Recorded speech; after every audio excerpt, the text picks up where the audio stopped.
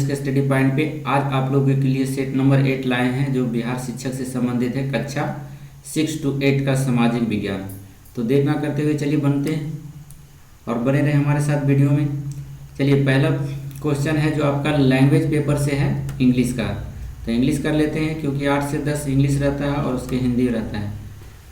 तो चलिए चलते हैं, इसको करते हैं। देखिए, पहला क्वेश्चन है choose the word that can substitute the given sentences. दिए गए सेंटेंस का जो है वन वर्ड सब्स्टिट्यूट को आंसर देना है। और वन वर्ड सब्स्टिट्यूट दिया हुआ है, देखिए ये लाइन में जो छोटा वाला लाइन है, यहाँ से science of the races of mankind, इसका वन वर्ड सब्स्टिट्यूट पूछ रहा है, मतलब अनेक शब्द का एक शब्द। इसका हिंदी पहले मालूम रहेगा, उसके बाद आप आराम से इसका जवाब ढूंढ सकते हैं। जैसे man of the races of mankind का हिंदी होता है मानव जाति का विज्ञान। तो मानव जाति के विज्ञान को इथनोलॉजी कहा जाता है। ऑप्शन नंबर सी हो जाएगा। अगला क्वेश्चन 2 नंबर में हम लोग चलते हैं, which is the smallest prime number. सबसे छोटा प्राइम नंबर कौन सा होता है? तो ऑप्शन नंबर बी 2 होता है, जो सबसे छोटा प्राइम नंबर होता है। तीसरा नंबर हम लोग चलते हैं, the feminine gender of monk is. Monk का फेमिनिन जेंडर क्या होगा? मतलब मोन्क में इस क्या होता है? साधु। और साधु का स्त्रीलिंग पूछ रहा है, तो साधु का स्त्रीलिंग होता है साध्वी। तो साध्वी कहते हैं नन को। ऑप्शन नंबर ए हो जाएगा। अगला क्वेश्चन चलते हैं, 4 नंबर में कह रहा है the plural form of wife is. Wife का प्लुरल फॉर्म क्या होता है? तो देखिए, जब भी कोई शब्द एफ या एफ ई से अंत करे तो एफ या एफ ई को हटाकर उसमें भी ई एस जोड़कर प्लुरल बनाया जाता है। तो देखिए, इसमें हटाइएगा एफ ई और भी ई जोड़ दीजिएगा तो प्लुरल बन जाएगा। वाइफ का जो प्लुरल होगा वाइफ्स होगा। ऑप्शन नंबर बी हो जाएगा। अगला क्वेश्चन चलते हैं, select the wrongly spelled word. इसमें कौन सा जो है गलत शब्द दिया हुआ है, गलत स्पेलिंग है? तो ऑप्शन नंबर बी डीवीएस का स्पेलिंग गलत है, क्योंकि डी ई भी आई यहाँ होना चाहिए, जो नहीं दिया है, इसीलिए गलत है। अगला क्वेश्चन है, the feminine gender of horse is. Horse का स्त्रीलिंग क्या होता है? तो हॉर्स का स्त्रीलिंग मेयर होता है, क्योंकि हॉर्स में घोड़ा होता है, मेयर में घोड़ी होता है। चलिए, अगला क्वेश्चन है, the matter is presented alphabetically, choose the adverb in the sentence. इसी सेंटेंस में यहाँ से लेकर जो सेंटेंस दिया गया है, इसमें कह रहा है एडवर्ब को आप चुनिए। तो एडवर्ब किसे कहते हैं? जिस शब्द के अंत में, यानी जो भी वर्ड होता है उसके अंत में अगर एल वाई लगा हुआ रहे तो वह शब्द एडवर्ब होता है। देखिए, इसमें एल वाई लगा हुआ है तो ये एडवर्ब है। तो ऑप्शन नंबर बी हो जाएगा आपका, अल्फाबेटिकली। अगला क्वेश्चन हो जाएगा 8 नंबर में चलते हैं, read the sentence carefully and find the grammatical error if any. If there is no error your answer will be D. यदि आपको लगता है कि यह जो सेंटेंस यहाँ से दिया हुआ है इसमें आपका कोई गलती नहीं है, तो आप ऑप्शन डी भी लगा सकते हैं, लेकिन आपको चूज करना है कि कौन सा होगा। देखिए, यहाँ कह रहा है माई कार ब्रोक इनटू। एक क्वेश्चन यहाँ से ए नंबर में काट दिया है, फिर यहाँ से दिया है, इसका मतलब कॉमन एरर चुनने के लिए बोल रहा है। While I was on my way to office, कहता है मेरा कार टूट गया जब मैं ऑफिस के लिए जाता था या जा रहा था, मेरा कार टूट गया। तो जब भी मशीनरी टूटता है या खराब होता है तो उसमें ब्रोक इनटू का यूज नहीं होता है, ब्रोक डाउन का यूज होता है, इसीलिए आपका आंसर गलत ए है। नेक्स्ट क्वेश्चन चलते हैं, 9 नंबर हम लोग क्वेश्चन चलते हैं। 9 नंबर में देखिए, 9 नंबर आपका जो है हिंदी सेट में आ गया है। हिंदी में देखिए, आपको इसमें से नंबर उठते हैं, 10 नंबर का 10 नंबर अगर उठाते हैं तो आप बहुत सारे विद्यार्थियों से आगे रहेंगे। तो देखिए, निम्नलिखित में से कौन सा वाक्य शुद्ध कह रहा है? शुद्ध कौन सा है? तो ऑप्शन नंबर बी आपका शुद्ध दिया हुआ है। बेरोजगारी सबसे बड़ी समस्या है। अगला क्वेश्चन है, राम बाजार से केले लाया, वाक्य का कौन सा भेद है? यह कौन सा केले लाया कौन सा भेद है? तो ऑप्शन नंबर ए सरल वाक्य है। सरल वाक्य का मतलब होता है प्रेजेंट इंडेफिनिट में, पास्ट इंडेफिनिट में जितने भी वाक्य आते हैं, चाहे फ्यूचर इंडेफिनिट हो, तो वह सरल वाक्य होता है। जैसे मैं जाता हूँ, खाता हूँ, दौड़ूंगा, खेलूंगा, पढ़ चुकूंगा, ये सब जितना भी है वो सभी सरल वाक्य है। अगला क्वेश्चन चलते हैं 11 नंबर में। 11 नंबर कह रहा है, जहाँ जहाँ सिंचाई की व्यवस्था है वहाँ वहाँ फसलें खूब पैदा होती है, वाक्य में कौन सा भेद है? तो ऑप्शन नंबर मिश्रित भेद है। वहाँ वहाँ, जहाँ जहाँ, कहाँ कहाँ, ये सब वर्ड अगर दिखाई पड़े तो आप मिश्रित वाक्य मार सकते हैं। अगला क्वेश्चन है, आपके दोस्तों में से कौन साथ देगा?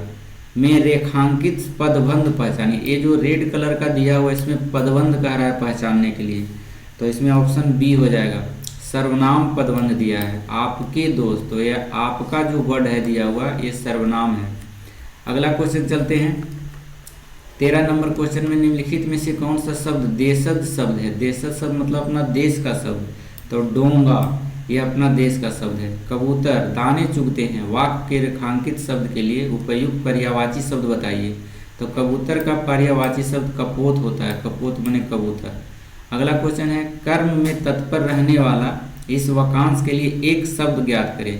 तो कर्म के लिए जो तत्पर रहते हैं उसको कहा जाता है कर्मठ। ऑप्शन नंबर ए हो जाएगा आपका। नेक्स्ट क्वेश्चन चलते हैं, अच्छा विद्यार्थी गुरु की आज्ञा मानता है, इसमें रेखांकित शब्द क्या है? रेखांकित शब्द मतलब जो हाईलाइटेड किया हुआ है, विद्यार्थी का रेखांकित शब्द बताना है आपको, ये क्या है? तो ये जो हो जाएगा आपका विशेष है, ऑप्शन नंबर बी हो जाएगा। 17 नंबर में चलते हैं, दर्शनीय शब्द किस प्रत्यय के योग से बना है? दर्शनीय इए, तो ऑप्शन नंबर सी हो जाएगा ये प्रत्यय। प्रत्यय बता चुके हैं हम लोग आपको कि प्रत्यय जो होता है, जो शब्द होता है उसके अंत में जुड़ता है, और उपसर्ग जो होता है वह वाक्य के शुरू में जुड़ता है, जो शब्द रहता है उसके शुरू में। अगला क्वेश्चन चलते हैं, निम्नलिखित प्रश्न में से 4 विकल्पों में से उस विकल्प का चयन करें जो सही संधि विच्छेद वाला विकल्प है। तो सही उत्तरोत्तर, उत्तरोत्तर का जो है संधि विच्छेद पूछ रहा है, तो उत्तर जोड़ उत्तर हो जाएगा, ऑप्शन नंबर बी। अगला क्वेश्चन 19 नंबर में हम लोग चलते हैं। 19 नंबर देखिए क्या कह रहा है आपका, अष्ट धातु में कौन सा समास है? तो अष्ट धातु में दिग्गु समास होता है। इसका पहचानने का नियम बताए थे कि जो शब्द में संख्या का बोध करा दे, 8, 9, 10, 11, 12, 15, ये सब जितना भी संख्या आवे, चतुर्भुज, पंचभुज, ये सभी जो होता है वह दिग्गु समास होता है। तो ये देखिए अष्ट मने 8 होता है, संख्या प्रदर्शित कर रहा है, इसीलिए यह दिग्गु समास है। अगला क्वेश्चन है 20 नंबर में चलते, दी गई लोकोक्तियों में से गलत लोकोक्ति का चयन कीजिए, इसमें कौन गलत है? तो ऑप्शन नंबर ए है, ढाक के 3 पुत्र। ढाक के 3 पुत्र नहीं होते हैं, 3 पात होते हैं। ये आंसर गलत दिया हुआ है, तो यहाँ पुत्र के जगह पात होता है, तो ऑप्शन नंबर ए गलत है आपका। अगला क्वेश्चन है 21 नंबर में, इधर कुआं उधर खाई लोकोक्ति का सही अर्थ क्या है? तो यह है दोनों ओर संकट। अगला क्वेश्चन है, बालक रो रो कर चुप हो गया का संयुक्त वाक्य क्या होगा? तो ऑप्शन नंबर ए हो जाएगा, बालक रोता रहा और फिर चुप हो गया। ऑप्शन नंबर ए सही है, जो संयुक्त वाक्य है। अगला क्वेश्चन चलते हैं 23 नंबर में, हिंदी भाषा में किस लिपि का प्रयोग होता है? तो हिंदी भाषा में जो होता है वह देवनागरी लिपि का प्रयोग होता है। ये हम लोग शुरू से पढ़ते आ रहे हैं कि हिंदी कौन सी लिपि में लिखा जाता है, तो देवनागरी लिपि में। अगला क्वेश्चन है, निम्नलिखित में से कौन सा विकल्प सरल वाक्य का है? सरल वाक्य, तो अभी बताएं सरल वाक्य किसको कहते हैं? ऑप्शन नंबर बी, राम वनवास गया। देखिए पास्ट इंडेफिनिट टेंस का वाक्य है गया, तो ये सभी जो है आपका सरल वाक्य हो गया। 25 नंबर में हम लोग चलते हैं, गद्यांश आप लोग है जो शॉर्ट स्क्रीन ले लीजिए, उसके बाद घर पर बनाइए। बनाने का तरीका बताए थे कि सभी ऑप्शन को 2 बार पढ़ना है ऑप्शन सहित, उसके बाद गद्यांश को पढ़ करके आंसर देना है। क्यों करना है इसे? ताकि आपको क्वेश्चन मालूम रहेगा तभी आंसर ढूंढ पाएंगे। नेक्स्ट क्वेश्चन 25 नंबर में कह रहा है कि उपयुक्त गद्यांश का सर्वाधिक उपयुक्त शीर्षक कौन सा होगा? तो 25 नंबर का सी है, हिंसा का मार्ग। नेक्स्ट क्वेश्चन चलते हैं, उपयुक्त अनुच्छेद में फौजी की गतिविधियों का उल्लेख, फौजी की गतिविधियों का इसलिए उल्लेख किया गया है कि, ऑप्शन नंबर बी हो जाएगा, अहिंसात्मक अभ्यास की उससे पृथकता प्रतिपादित की जा सके। 26 नंबर क्वेश्चन में हम लोग चलते हैं। 26 नंबर क्वेश्चन कह रहा है, देख लीजिए 26 नंबर 27 हो जाएगा आपका, 26 नंबर हो चुका है। चलिए, निर्भयता आदि गुणों की सीखने के लिए आवश्यक है, क्या आवश्यक है? तो ऑप्शन नंबर बी, बचपन से ही अहिंसात्मक प्रवृत्ति का अभ्यास करना चाहिए। नीचे दिए गए प्रत्येक वर्ग में दिए गए विकल्प में से तत्सम शब्द का चयन करना है। तत्सम शब्द कौन है? तो पुण्य जो है तत्सम शब्द होता है। अगला क्वेश्चन है, युगवाणी किसकी काव्य कीर्ति है? तो ऑप्शन नंबर सी हो गया, सुमित्रा नंदन पंत की है जो युगवाणी, उसी का लिखा हुआ है एक बुक है। अगला नंबर क्वेश्चन चलते हैं 30 नंबर में, कुआं खोदना मुहावरे का अर्थ क्या होता है? तो हानि पहुंचाने का यत्न करना या प्रयत्न करना। अगला क्वेश्चन 31 नंबर में चलते हैं, भारत में अत्याधुनिक लौह इस्पात उद्योगों के विकास के क्रम में प्रथम कदम के रूप में निम्नलिखित में से किसे माना जाएगा? तो ऑप्शन नंबर ए हो जाएगा, बंगाल आयरन वर्क्स की स्थापना। 32 नंबर में हम लोग चलते हैं, धौलागिरी पर्वत से संबंधित सही तथ्य या तथ्यों का चयन कीजिए। धौलागिरी से संबंधित, तो 32 का ये हो जाएगा आपका, पहला 1 हो जाएगा नेपाल हिमालय, फिर 3 हो जाएगा बृहद हिमालय, और फिर इसकी ऊंचाई हो जाएगा 8172 मीटर।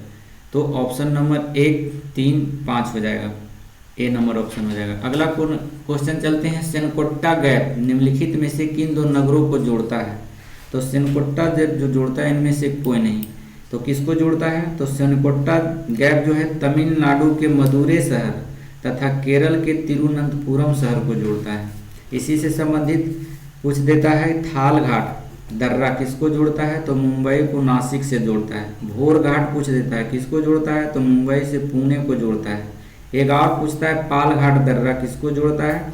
तो तमिलनाडु में एक जगह कोयम्बटूर एवं केरल के शहर एक है पलक्कड़ को जोड़ता है। तो इससे याद रखना होगा, ऐसा क्वेश्चन भोर घाट थाल घाट वाला बहुत पूछा जाता है। अगला नंबर क्वेश्चन चलते हैं 34 नंबर में, पंबन द्वीप कहाँ है? तो पंबन द्वीप जो है मन्नार की खाड़ी में, ऑप्शन नंबर सी हो जाएगा। 35 नंबर में चलते हैं, चंद्रा एवं भागा नामक दो नदियों से मिलकर बनी नदी निम्न में से कौन सी है? तो वह नदी जो है आपका चिनाब नदी है, क्योंकि हिमाचल प्रदेश में यह नदियां चंद्र और भागा नामक दो नदी आकर के एक में मिल जाते हैं और उसी का नाम पड़ जाता है चिनाब नदी। चलिए नेक्स्ट क्वेश्चन चलते हैं, राजस्थान का कोटा शहर निम्नलिखित में से किस नदी के किनारे बसा हुआ है? तो यह है चंबल नदी के किनारे। 37 नंबर में हम लोग चलते हैं, हमारे साथ बने रहिए वीडियो में और बढ़िया से सेट प्रैक्टिस कीजिए ताकि आपको कोई तरह का परेशानी ना हो। 37 नंबर में हम लोग चलते हैं, 37 नंबर कह रहा है, चांदी के लिए प्रसिद्ध जवार क्षेत्र किस राज्य में स्थित है? तो जवार क्षेत्र जो है राजस्थान में है और यह किसके लिए प्रसिद्ध है? तांबे के लिए प्रसिद्ध है, चांदी के लिए प्रसिद्ध है जवार की खान। अगला क्वेश्चन चलते हैं, भारत की स्थल सीमा कितने देशों से लगती है? तो भारत की स्थल सीमा जो लगती है 7 देशों से लगती है। वह 7 देश कौन कौन सा है? तो देखिए वह 7 देश है, अफगानिस्तान, पाकिस्तान, चीन, नेपाल, भूटान और बांग्लादेश एवं म्यांमार। ये 7 देशों की स्थल सीमा भारत के साथ लगती है। चलिए नेक्स्ट क्वेश्चन 39 नंबर में हम लोग चलते हैं, म्यांमार के साथ भारत के कितने राज्यों की सीमा लगती है? तो म्यांमार के साथ भारत की 4 राज्यों के साथ सीमा लगती है। वह 4 राज्य कौन कौन है? तो वह 4 राज्य है भारत के, अरुणाचल प्रदेश, नागालैंड, मणिपुर और मिजोरम है। अगला नंबर क्वेश्चन चलते हैं, गदर पार्टी की स्थापना कहाँ हुई थी? तो गदर पार्टी की स्थापना सैन फ्रांसिस्को में हुई थी। सैन फ्रांसिस्को कहाँ है? तो सैन फ्रांसिस्को अमेरिका में है। गदर पार्टी की स्थापना कब हुई थी? तो 1913 ईस्वी में हुई था। इसके संस्थापक कौन थे गदर पार्टी का? तो लाला हरदयाल और काशीराम। अगला क्वेश्चन चलते हैं 41 नंबर में, 1924 ईस्वी का बंगाल का तारकेश्वर आंदोलन निम्न में से किसके विरुद्ध था? 1924 ईस्वी बंगाल में एक आंदोलन हुआ था जिसका नाम था तारकेश्वर आंदोलन। तो कह रहा वो किसके विरुद्ध आंदोलन था? तो वह जो था मंदिर के भ्रष्टाचार के विरुद्ध में आंदोलन था। अगला क्वेश्चन चलते हैं, व्यवहारिक वेदांत के प्रतिपादक निम्नांकित में से कौन है? तो ऑप्शन नंबर सी है, व्यवहारिक वेदांति का प्रतिपादक जो है विवेकानंद है। अगला क्वेश्चन है, शारदा एक्ट संबंधित है। तो शारदा एक्ट बहुत पूछा जाता है, तो ये बाल विवाह से संबंधित है। इसमें शारदा एक्ट कब लाया गया था? तो 1929 ईस्वी में शारदा एक्ट को लाया गया था और उसमें जो है विवाह से संबंधित था, क्योंकि लड़कियों और लड़कों की आयु निश्चित कर दी गई थी। इसमें शादी के लिए जो है न्यूनतम आयु 14 वर्ष और लड़कियों की शादी के लिए न्यूनतम 18 वर्ष, यानी लड़कियों के लिए 18 वर्ष नहीं था, लड़की के लिए 14 वर्ष था और लड़कों के लिए 18 वर्ष उम्र के लिए था शारदा एक्ट। तो ये बाल विवाह से संबंधित था। चलिए इसमें पूछ दिया जाता है आपको कि बताइए कि इसे लागू कब किया गया था। पारित तो हुआ था यह अधिनियम जो है 1929 ईस्वी में, लागू हुआ था 1930 ईस्वी में। शारदा एक्ट 1930 में लागू हुआ था, पारित हुआ था 1929 ईस्वी में। इसे याद रखना है आपको। नेक्स्ट क्वेश्चन चलते हैं 44 नंबर। निम्नांकित में से कौन सा जर्नल अबुल कलाम आज़ाद द्वारा प्रकाशित है। तो देखिए इसमें कौन, अल हिलाल है जो उनके द्वारा प्रकाशित किया गया था, एक समाचार पत्र है। अगला क्वेश्चन है दादा कामरेड या हमदर्द को कहेगा तो, और द इंडियन सोशलिस्ट, ये सभी भी पूछा जाता है। अल हिलाल जो था यह उर्दू भाषा का एक समाचार पत्र था जो मौलाना अबुल कलाम आज़ाद के द्वारा प्रारंभ किया गया था। नेक्स्ट क्वेश्चन चलते हैं हम लोग 45 नंबर में। 45 नंबर में मद्रास महाजन सभा की स्थापना कब हुई थी। तो 1884 ईस्वी में हुई थी मद्रास महाजन सभा की स्थापना। अगला क्वेश्चन है 46 नंबर में। निम्नांकित में से किस स्वतंत्रता सेनानी की मृत्यु जेल में भूख हड़ताल के कारण हो गया था। तो भूख हड़ताल के कारण उसकी मृत्यु हुई थी, उनका नाम था जतीन दास। जतीन दास जो है 63 दिनों तक भूख हड़ताल किया और उनकी मृत्यु जेल में हो गई। इसके बारे में कहा जाता है कि इनका जन्म जो हुआ था 1904 ईस्वी में कोलकाता में हुआ था। जतीन दास की मृत्यु लाहौर सेंट्रल जेल में हुआ था। कब हुआ था, 13 सितंबर 1929 ईस्वी को। चलिए नेक्स्ट क्वेश्चन चलते हैं हम लोग 47 नंबर क्वेश्चन में। 1946 ईस्वी में बनी अंतरिम सरकार में डॉक्टर राजेंद्र प्रसाद के जिम्मे कौन सा विभाग था। तो ये था खाद्य एवं कृषि मंत्रालय इसके पास थे। 47 के बाद 48 नंबर क्वेश्चन में हम लोग चलेंगे। 48 में चलते हैं हम लोग, बने रहिए हमारे साथ और देखते रहिए। 48 नंबर क्वेश्चन कह रहा है कि भारत के समस्त राज्य क्षेत्र के नागरिकों के लिए एक समान सिविल संहिता प्राप्त कराने का प्रयास करेगा। कौन सा अनुच्छेद में यह वर्णन है। तो अनुच्छेद जो है 44 में समान सिविल संहिता, यह जो शब्द है अनुच्छेद 44 में वर्णन है। अगला क्वेश्चन है 49 नंबर क्वेश्चन में विधान परिषद से संबंधित सही तथ्य की पहचान करें। तो ऑप्शन नंबर इसमें डी हो जाएगा। क्यों, क्योंकि कुल सदस्य संख्या संबंधित विधानसभा की कुल सदस्य संख्या के 1/3 से अधिक नहीं हो सकती। ये आंसर सही है। कुल सदस्य संख्या 300 से भी अधिक नहीं हो सकती है, ये भी सही है। तो इसीलिए 1 से अधिक आंसर चला गया। 50 नंबर क्वेश्चन में हम लोग चलते हैं। 50 नंबर कह रहा है कि अर्थव्यवस्था में बेवरेज वक्र क्या दर्शाता है। तो ये ऑप्शन नंबर ए हो जाएगा। बेरोजगारी स्तर तथा बेरोजगार उपलब्धता के स्तर के बीच संबंध। अगला 51 से आपका मैथ से संबंधित है। मैथ देख लेंगे आप लोग बना लेंगे, मुझे उम्मीद है। तो हम इसका आंसर बता देते हैं आपको। 51 का आंसर आ जाएगा सी नंबर। 52 में आ जाएगा, ये रीजनिंग का टाइप का दिया हुआ है, इसका आंसर बी हो जाएगा। 53 नंबर का आंसर बी हो जाएगा 1951। 54 का आंसर देखिए सी हो जाएगा 50%। 56 का आंसर जो आपका 55 का आंसर आपका बी हो जाएगा तर्क। 56 में आपका देख लीजिए, 56 में आंसर आपका बी हो जाएगा 15 साल। 57 नंबर में हम लोग चलते हैं 57 नंबर में। चलिए बने रहिए हमारे साथ। 57 नंबर भी मैथ से संबंधित है आपका, और मैथ आप लोग बनाते ही होंगे। 57 नंबर का आंसर सी हो जाएगा, ऑप्शन नंबर सी 25। 58 नंबर भी मैथ का ही चल रहा है आपका, ऑप्शन नंबर 45 75 हो जाएगा। चलिए नेक्स्ट, अब यहाँ से आपका आ गया साइंस का क्वेश्चन। कह रहा है यदि एक बंदूक से गोली चलाई जाती है और बंदूक पीछे की ओर आती है तो बंदूक की गतिज ऊर्जा क्या होगी। ऐसा क्वेश्चन पूछा जाता है, तो ऑप्शन नंबर सी हो जाए गोली से कम होगा। अगला क्वेश्चन हम लोग चलते हैं 60 नंबर में। 60 नंबर में कह रहा है दो कार्बन परमाणुओं के बीच दोहरे बंधन वाले असंतृप्त हाइड्रोकार्बन अल्किन्स का समान सूत्र क्या होता है। जो है इनमें से अल्किन्स का समान सूत्र आपको ज्ञात करना है, तो CnH2n होता है, option number C. Next question है सार्वत्रिक गुरुत्वाकर्षण नियतांक की SI मात्रक क्या होता है। तो इसका होता है न्यूटन मीटर स्क्वायर प्रति kg², option number C. Bleaching powder का उपयोग डैश के लिए किया जाता है, किसके लिए किया जाता है। तो यह किया जाता है पानी में कीटाणुओं को कीटाणु रहित करने के लिए, भी सही है। रसायनों का ऑक्सीकरण करने के लिए, ब्रेड बनाने के लिए। उपयुक्त 1 से डी हो जाएगा आंसर आपका। अगला क्वेश्चन चलते हैं 63 में। ऑक्सीशोषण के लिए डैश की अनुपस्थिति में आवश्यकता होती है। किसकी आवश्यकता होती है? ऑप्शन नंबर ई हो जाएगा। ऑक्सीशोषण के लिए जो है O2 की उपस्थिति में आवश्यकता होती है। ऑक्सी और अनऑक्सी दोनों प्रकार के शोषण होता है इसमें, पायरुविक अम्ल जिसमें होती है। तो इसमें आपका आंसर कोई नहीं होगा, पायरुविक नहीं दिया हुआ है। पायरुविक अम्ल में परिवर्तन होता है, अनऑक्सी शोषण में उपस्थिति की आवश्यकता होती है। तो इसमें आपका आंसर नहीं दिया हुआ है, इसीलिए आपका ई हो गया। चलिए नेक्स्ट क्वेश्चन चलते हैं हम लोग। अगला क्वेश्चन दिया हुआ है आपका कि चलिए नेक्स्ट क्वेश्चन है, किसी विलयन में हाइड्रोजन आयन सांद्रता मापने का पैमाना क्या है? 64 नंबर का ए हो जाएगा। पीएच पैमाना कहा जाता है उसको। चलिए 65 नंबर में हम लोग चलते हैं। निम्नलिखित में से कौन से विटामिन में ईस्ट प्रचुर मात्रा में पाया जाता है? तो 65 में प्रचुर मात्रा पाया जाता है विटामिन बी में।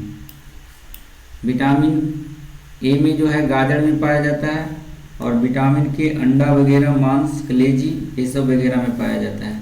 नेक्स्ट क्वेश्चन चलते हैं। निम्नलिखित में से किस क्षेत्र में मध्यरात्रि सूर्य को देखा जा सकता है? मध्यरात्रि का सूर्य देखा जाता है, यानी आधी रात में सूर्य दिखाई पड़ता है, उस क्षेत्र को क्या कहा जाता है? तो उस क्षेत्र को कहा जाता है आर्कटिक और अंटार्कटिक क्षेत्र। ऑप्शन नंबर सी हो जाएगा। नेक्स्ट क्वेश्चन चलते हैं हम लोग 67 नंबर में हम लोग चलते हैं, बने रहे हमारे साथ। 67 नंबर में देखिए क्या कह रहा है आपका। 67 नंबर में है ICC T20 महिला विश्व कप 2023 डैश में आयोजित हुआ था तथा इस प्रतियोगिता का विजेता देश रहा था। कौन था, कहाँ हुआ था और कौन जीता था, ये पूछ रहा है। तो ऑप्शन नंबर बी यह हुआ था दक्षिण अफ्रीका में और जीता था ऑस्ट्रेलिया ने। ये बहुत ही इंपॉर्टेंट क्वेश्चन है, इसको स्टार लगा लेंगे। महिला विश्व कप जीता था किसने? ऑस्ट्रेलिया। और कहाँ खेला गया था? तो दक्षिण अफ्रीका में खेला गया था। अगला क्वेश्चन है 68 में चलते हैं। 68 में क्या रहता है, हाल ही में से 10 अगस्त 2023 को रूसी अंतरिक्ष एजेंसी रॉसकोमोस द्वारा इंटर कॉस्मोस कार्यक्रम के तहत कौन सा मिशन चंद्रमा के लिए लॉन्च किया था? तो ये चंद्रमा के लिए लूना 25 गया था। जब हमारा चंद्रयान पहुंच गया था, वहाँ पहुंचने वाला था, तब है जो यह छोड़ा था लूना 25 को, ताकि हम दुनिया में पहला वर्चस्व स्थापित कर सके। बट ऐसा हुआ नहीं, इसका विमान क्रैश हो गया और भारत की जीत हो गई। नेक्स्ट क्वेश्चन चलते हैं 69 में। हाल ही में से गोल्डमैन पर्यावरण पुरस्कार 2023 से किसे सम्मानित किया गया? तो वह सम्मानित किया गया था एलेक्सेंड्रा कोरप को। ऑप्शन नंबर ए हो जाएगा। 69वां राष्ट्रीय फिल्म पुरस्कार में सर्वश्रेष्ठ अभिनेता का पुरस्कार किसने जीता है? 70 नंबर का क्वेश्चन अल्लू अर्जुन है, ये साउथ का हीरो है। 71 नंबर में चलते हैं हम लोग सामाजिक विज्ञान में। बादामी किस वंश की सबसे पुरानी राजधानी थी? तो ये जो थी चालुक वंश की राजधानी थी बादामी। ऑप्शन नंबर बी हो जाएगा। अगला क्वेश्चन है हड़प्पा सभ्यता का निम्नलिखित में से कौन सा स्थल अफगानिस्तान में स्थित है? तो अफगानिस्तान में है जो सुतगई है। ऑप्शन नंबर सी हो जाएगा।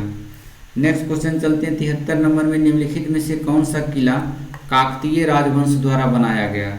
तो काकतीय राजवंश द्वारा बनाया गया किला का नाम था गोलकुंडा का किला। Option number A. पानीपत की पहली लड़ाई कब लड़ी गई थी? तो 1526 ईस्वी में बाबर और इब्राहिम लोदी के बीच। तो ये क्वेश्चन बहुत बार पूछता है कि किसके किसके बीच हुआ था? तो बाबर और इब्राहिम लोदी के बीच। इसमें है जो बाबर ने तुगलमा युद्ध नीति का प्रयोग किया था, अर्थात पहली बार उसने तुगलमा युद्ध नीति का प्रयोग किया। चलिए, तुगलमा का मतलब होता है तोप गोले का प्रयोग किया था पहली बार बाबर ने। अगला क्वेश्चन चलते हैं, इससे संबंधित इसका डेट भी कभी कभी पूछ लिया जाता है कि पानीपत की पहली लड़ाई कब हुई थी? तो डेट जो है 21 अप्रैल को 1526 ईस्वी में हुआ था। चलिए नेक्स्ट 75 नंबर क्वेश्चन में चलते हैं। लगभग 320 ईस्वी से 550 ईस्वी के बीच किस राजवंश ने भारत पर शासन किया था?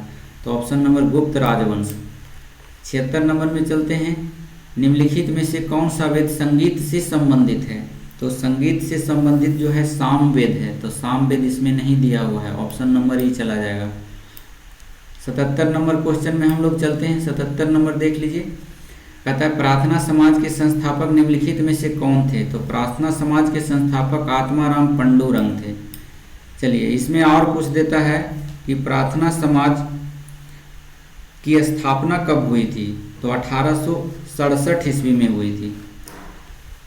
चलिए इसमें और भी पूछ देता है, देव समाज की स्थापना पूछ देता है कि देव समाज की स्थापना कब हुई थी, किसने किया था? तो देव समाज का किया था नारायण अग्निहोत्री। सत्यशोधक समाज के ज्योतिबा फूले। और उसके बाद है आर्य समाज के बारे में भी जान लीजिए, स्वामी दयानंद सरस्वती। और रामकृष्ण मिशन की स्वामी विवेकानंद। अगला नंबर 78 नंबर क्वेश्चन में चलते हैं। अकबर द्वारा लड़ी गई निम्नलिखित लड़ाइयों में से कौन सी लड़ाइयाँ अन्य की तुलना में नवीनतम है? नवीनतम है तो ये हल्दी घाटी जो है नवीनतम लड़ाई है। हल्दी घाटी का युद्ध हुआ था 18 जून 1576 ईस्वी को महाराणा प्रताप और अकबर के बीच में, जिसमें महाराणा प्रताप की हार हो गई। पराजित होने के बाद मेवाड़ के शासकों ने मुगलों की अधीनता स्वीकार नहीं किया। महाराणा प्रताप एक ऐसा हिंदू शासक था मेवाड़ का जिसने अकबर की अधीनता कभी स्वीकार नहीं किया। अब इसमें पूछ देता है कि जब यह युद्ध हुआ था हल्दी घाटी का युद्ध, तो बताइए कि मुगल सेना का नेतृत्व किसने किया था? तो मुगल सेना का नेतृत्व मान सिंह किया था, तथा अगर महाराणा प्रताप की तरफ से कहे तो उसकी सेना का नेतृत्व किया था हाकिम खां सूर ने। चलो नेक्स्ट क्वेश्चन में हम लोग चलते हैं। 79 में 79 कर रहा है, हड़प्पा सभ्यता के निम्नलिखित स्थलों में से कौन सा स्थल पाकिस्तान में स्थित है? तो पाकिस्तान में स्थित है जो है आपका डी हो जाएगा, क्योंकि पाकिस्तान में चुंदहोड़ो भी है, कोटदीजी भी है और बालाकोट भी है, ये सभी है जो पाकिस्तान में। ऑप्शन नंबर डी हो जाएगा आपका। 80 नंबर क्वेश्चन में चलते हैं। विक्रमादित्य 6 यानी विक्रमादित्य षष्ठ जिनके दरबार में कवि बिल्हन ने उनकी जीवनी लिखी थी, डैश राजवंश से शासक थे, यानी किस राजवंश के शासक थे? तो ऑप्शन नंबर सी चालुक्य राजवंश के शासक थे। चलिए नेक्स्ट अगला क्वेश्चन है 81 नंबर में हम लोग चलते हैं। रानी रुद्रमा देवी का संबंध निम्नलिखित में से किस राजवंश से था? तो रानी रुद्रमा देवी का संबंध जो है वो काकतीय वंश से था, काकतीय वंश। अगला क्वेश्चन, अमेरिका की खोज किसने किया था? तो अमेरिका की खोज जो किया था कोलंबस ने किया था। कोलंबस इसमें नहीं दिया हुआ है, देख लीजिए, तो इसीलिए आपका आंसर क्या हो जाएगा? ई हो जाएगा। अगला क्वेश्चन है, निम्नलिखित में से कौन सी प्राचीन भारत में एंग्लो द्वारा रचित एक प्रसिद्ध तमिल महाकाव्य है? तो ये तमिल महाकाव्य का नाम शिल्पाधिकारम है। ऑप्शन नंबर ए। 84 नंबर में चलते हैं। कह रहता है उच्च शिक्षा के लिए अंग्रेजी को शिक्षा का माध्यम बनाने और प्राच्य संस्थानों को प्रचार को रोकने के लिए अंग्रेजी शिक्षा अधिनियम किस वर्ष पारित किया गया था? तो ये 1835 ईस्वी में अंग्रेजी शिक्षा अधिनियम पारित किया गया था। किसके समय में हुआ था? तो लॉर्ड मैकाले के समय में। नेक्स्ट क्वेश्चन चलते हैं। 85 नंबर में कालिदास रचित नाटक अभिज्ञान शकुंतलम, शकुंतला और राजा डैश की प्रेम कथा है। देखिए ये जो है कालिदास का पुस्तक शकुंतला, तो शकुंतला में एक राजा और एक शकुंतला की प्रेम कहानी का वर्णन है।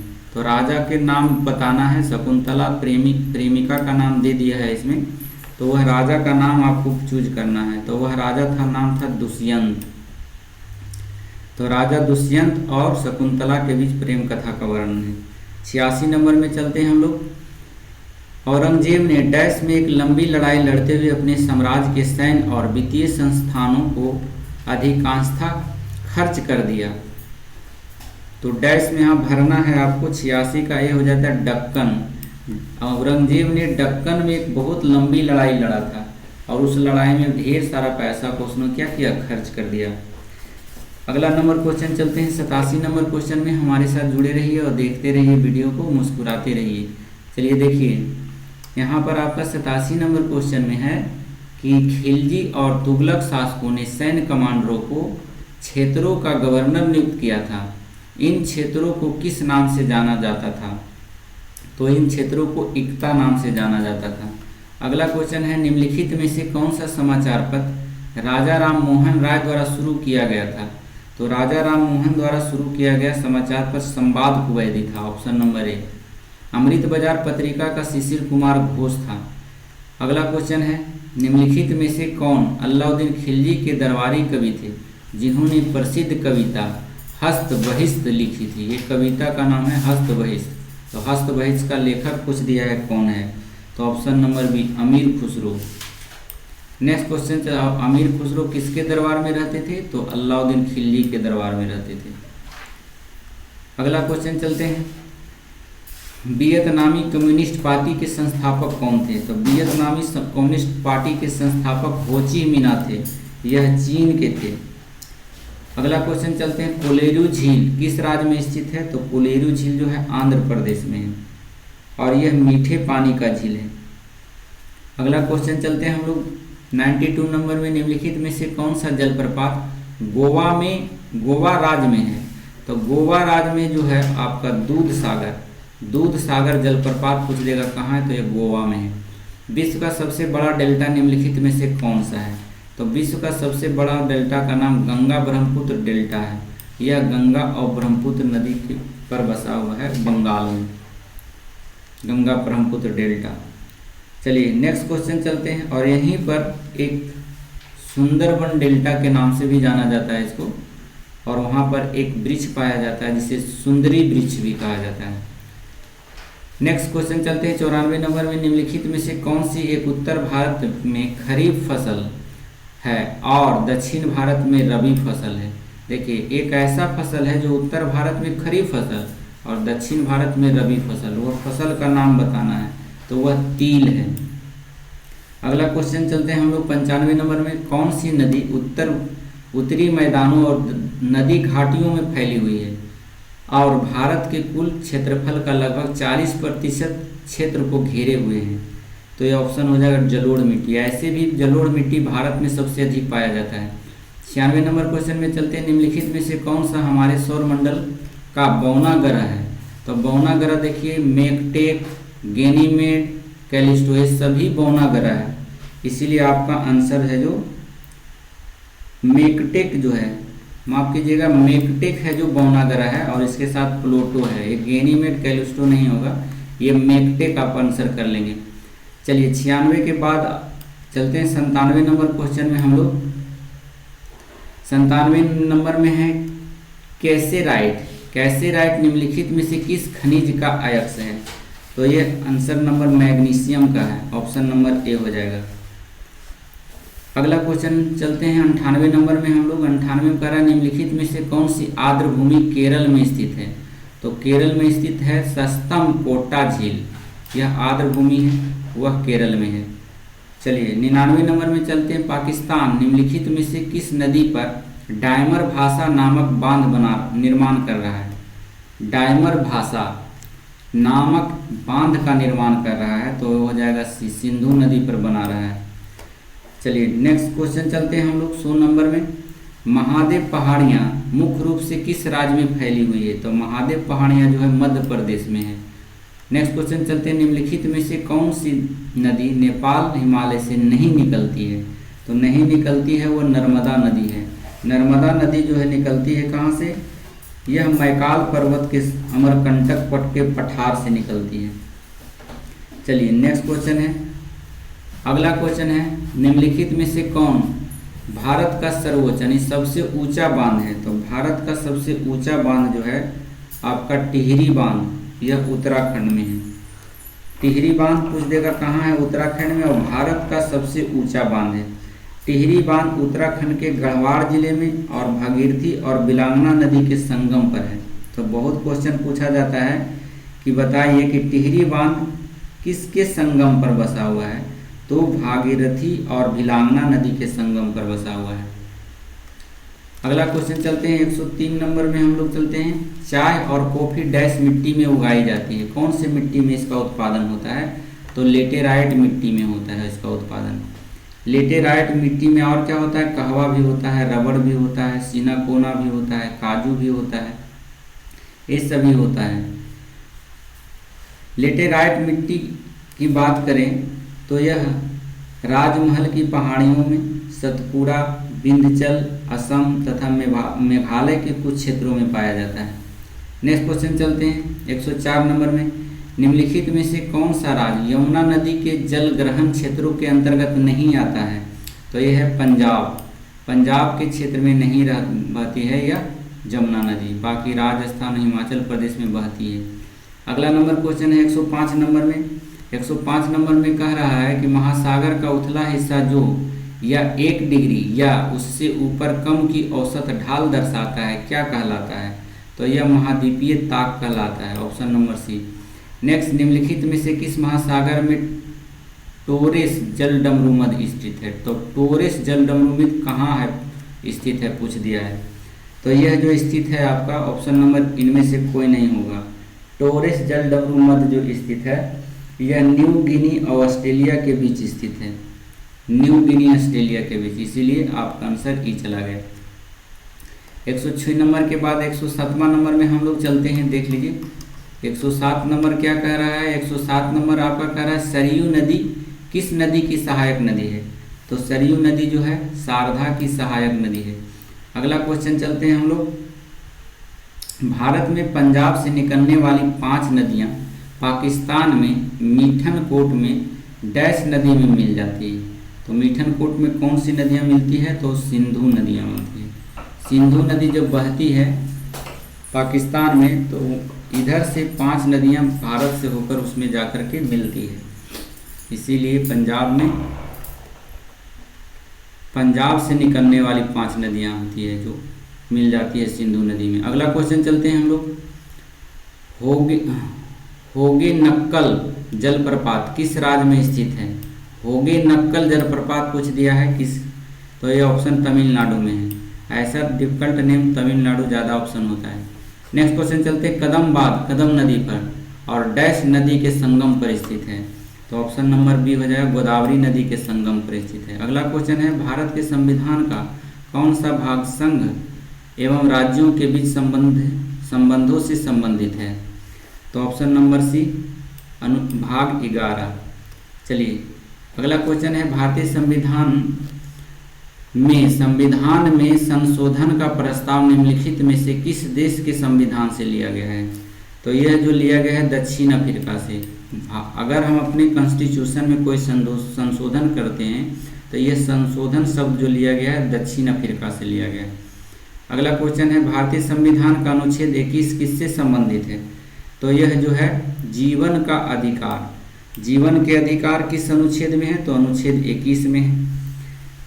आप अपने मन से है जो हत्या नहीं कर सकते हैं, आत्महत्या नहीं कर सकते। अगर आप आत्महत्या करते हैं तो आपके खिलाफ कार्रवाई हो जाएगा। कब? जब आप बच जाएंगे तब। मर जाने पर तो कोई कार्रवाई नहीं होगा, लेकिन अगर आप बच जाते हैं तो आपके खिलाफ पुलिस कार्रवाइयाँ होगी, आपको दंड और सज़ा दोनों हो सकती है। इसी को कहा जाता है जीवन का अधिकार। तो आत्महत्या भी पूछ देता है कि आत्महत्या से संबंधित किस अनुच्छेद है? तो अनुच्छेद 21।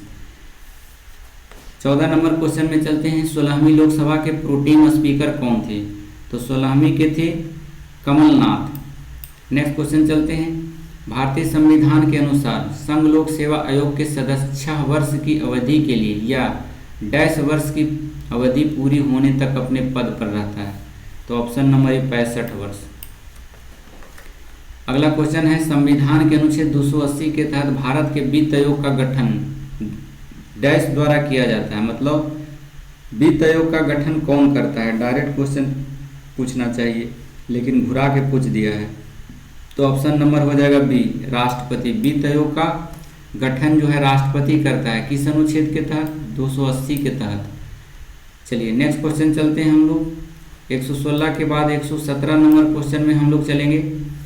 117 नंबर क्वेश्चन कह रहा है कि भारतीय संसद ने किस वर्ष नागरिकता विधेयक पारित किया था? तो नागरिकता विधेयक पारित हुआ था आपका 2019 में, लेकिन पहली बार नागरिकता संशोधन आया था 1955 ईस्वी में। याद रखेंगे इसको।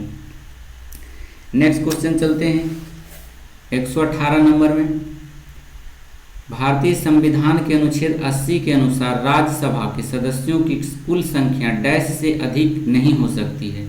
कितना से अधिक नहीं हो सकती है? तो 250 से अधिक नहीं हो सकती है। ऐसा किस अनुच्छेद में वर्णन है? तो ऐसा वर्णन है अनुच्छेद 80 में। संसद में उच्च सदन किसको कहा जाता है? राज्यसभा को। निम्न सदन कहा जाता है लोकसभा को। अगला क्वेश्चन है 119 में, संसद के दोनों सदनों की संयुक्त बैठक की अध्यक्षता निम्नलिखित में से कौन करता है? तो ये संसद के संयुक्त अधिवेशन की अध्यक्षता लोकसभा के अध्यक्ष करता है, लेकिन बुलाने का कार्य राष्ट्रपति करता है। चलिए, संयुक्त अधिवेशन किस अनुच्छेद में है? तो अनुच्छेद 108 में संयुक्त अधिवेशन है। चलिए नेक्स्ट क्वेश्चन चलते हैं 120 नंबर में। 120 नंबर, भारतीय संविधान में कितने मूल अधिकार है और मौलिक कर्तव्य निर्धारित किए गए हैं? तो ऑप्शन नंबर ए हो गया 6 मौलिक कर्तव्य है और 11 जो है मौलिक अधिकार है। संविधान में कितने मूल अधिकार? मूल अधिकार 6 हैं और मौलिक अधिकार जो है 11 है। चलिए नेक्स्ट क्वेश्चन चलते हैं 121 नंबर में, भारतीय संविधान के अनुसार निम्नलिखित में से कौन सा कथन सही है? तो यह सही वाला क्वेश्चन ऑप्शन नंबर बी है, न्यायपालिका देश में अदालतों की प्रणाली को संदर्भित करती है। यह जो आपका सही है। 22 नंबर में चलते हैं, भारतीय संविधान के अनुच्छेद 368 इनमें से किससे संबंधित है? तो यह संविधान के संशोधन से संबंधित है। ऑप्शन नंबर आपका ए हो जाएगा। संविधान संशोधन करना है तो किस अनुच्छेद के तहत करते हैं? तो अनुच्छेद 368 के तहत। अगर भाग पूछ देगा तो कौन से भाग के अंतर्गत करते हैं? तो भाग 20 हो जाएगा। अगला क्वेश्चन चलते हैं हम लोग 123 नंबर में, भारतीय संविधान के किस अनुच्छेद में मौलिक कर्तव्य से संबंधित प्रावधान दिए गए हैं? तो यह है 51 के ए में, ये मौलिक कर्तव्य का प्रावधान दिया गया है। इसमें कहा गया है कि मौलिक कर्तव्य भारतीय संविधान में स्वर्णसिंह समिति की अनुशंसा पर जोड़ा गया था। कब? 1976 ईस्वी में 42वां संविधान संशोधन। यहाँ से बहुत क्वेश्चन पूछा जाता है और इसी के समय में जो है मौलिक कर्तव्य रूस के संविधान से लिया गया है। पूछ देगा मौलिक कर्तव्य कहाँ से लिया गया है? तो रूस के संविधान से। चलिए अगला क्वेश्चन चलते हैं हम लोग 124 नंबर में, भारत के संविधान के अनुच्छेद डैश यह बताता है कि राज्य भारत के पूरे क्षेत्र में नागरिकों के लिए समान नागरिक संहिता सुनिश्चित करने का प्रयास करेगा। ऑप्शन नंबर 44 में अभी बताए हैं, इससे पहले वाले सेट में समान नागरिक संहिता बिल जो है अनुच्छेद 44 से संबंधित है।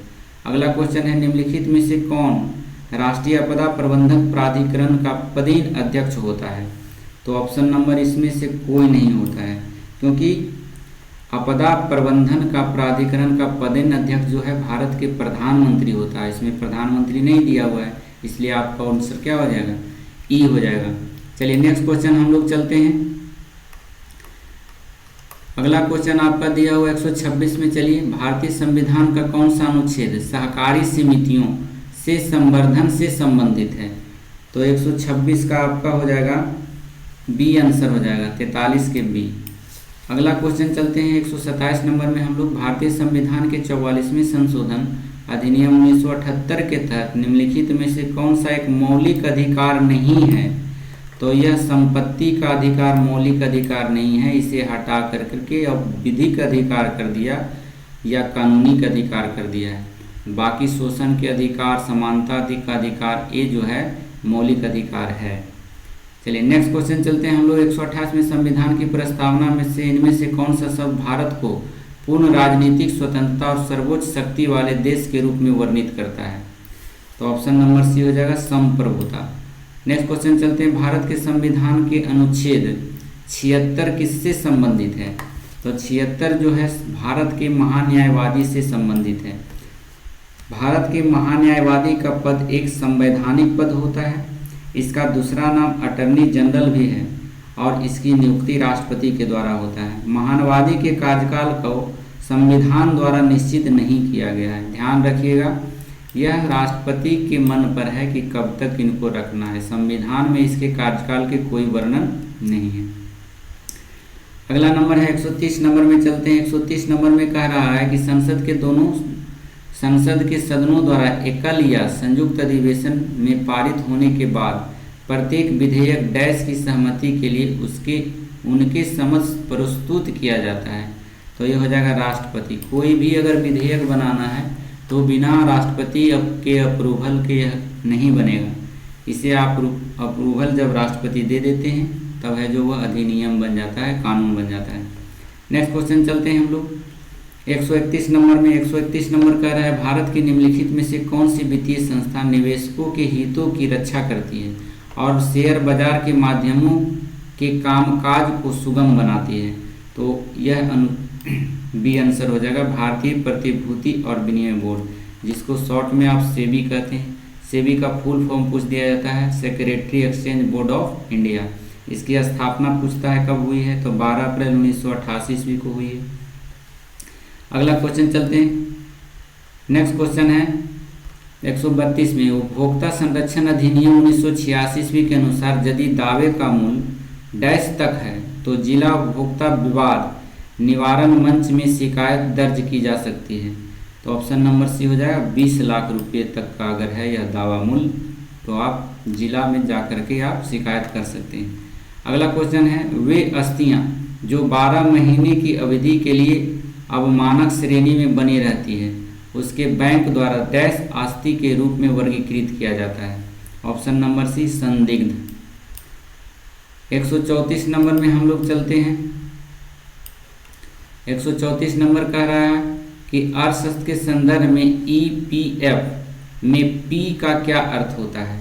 तो पी का अर्थ जो होता है प्रोविडेंट होता है, ऑप्शन नंबर बी, क्योंकि ईपीएफ का फुल फॉर्म होता है एम्प्लॉइज प्रोविडेंट फंड होता है। नेक्स्ट क्वेश्चन चलते हैं, निम्नलिखित में से कौन सा मद भारत के चालू खाता शेष को प्रत्यक्ष तौर पर प्रभावित नहीं करता है? बने रहे हमारे साथ वीडियो में। तो यह राजस्व आय हो जाएगा इसका आंसर 135 का। 136 में चलते हैं हम लोग, भारत में राष्ट्रीय उपभोक्ता दिवस कब मनाया जाता है? तो यह 24 दिसंबर को मनाया जाता है। अगला क्वेश्चन है, भारतीय रिजर्व बैंक की स्थापना किस वर्ष की गई थी? तो 1935 ईस्वी में किया गया था। किसके अनुशंसा पर, किस समिति के अनुसार? यंग हिंटल कमेटी के अनुसार इसका स्थापना हुआ था आरबीआई का। अगला क्वेश्चन चलते हैं, इसका मुख्यालय कहाँ है? तो मुंबई में। मुंबई से बैठकर महंगाई को कम करते हैं लोग। सरकार के जब महंगाई को कम करना होता है तो यहीं के बैंक अधिकारी होते हैं, महंगाई बढ़ाना है या कम करना है यहीं से नियंत्रित होता है, मुंबई से। अगला क्वेश्चन, निम्नलिखित में से कौन सा सत्य नहीं है? तो ये राजकोषीय नीति अर्थव्यवस्था में पैसे की आपूर्ति और ब्याज दर से संबंधित, यह जो है सत्य नहीं है। 138 का ये हो जाएगा। नेक्स्ट क्वेश्चन चलते हैं, रियल टाइम ग्रॉस सेटलमेंट के माध्यम से न्यूनतम राशि पोषित की जा सकती है? तो ऑप्शन नंबर इनमें से कोई नहीं होगा, क्योंकि इसमें रियल टाइम के माध्यम से न्यूनतम राशि 2 लाख रुपया होता है। 2 लाख रुपया इसमें नहीं दिया हुआ है, ऑप्शन नंबर ही चला गया। अगला क्वेश्चन है, एसएलआर उस धनराशि का निर्धारण करती है जिसकी आवश्यकता किसी बैंक को कुछ विशिष्ट प्रतिभूतियों में निवेश करने की होती है, जो मुख्य रूप से केंद्र और राज्य सरकारों द्वारा जारी प्रतिभूतियां होती है। एसएलआर का पूर्ण रूप क्या होता है? देखिए, इतना ही का जवाब मांग रहा है और इतना जो है बेफालतू का बनूनी बना रहे हैं। तो देख लीजिए एसएलआर का फुल फॉर्म क्या होता है। ऑप्शन नंबर सी हो जाएगा, स्टेशनरी लिक्विडिटी रेशियो होता है, ऑप्शन नंबर सी। 41 नंबर चलते हैं हम लोग, किस देश के भीतर उत्पादित सभी अंतिम वस्तु और सेवाओं के मूल्य को क्या कहा जाता है? तो सेवाओं को मूल्य को जीडीपी कहा जाता है, ग्रॉस डोमेस्टिक प्रोडक्ट होता है।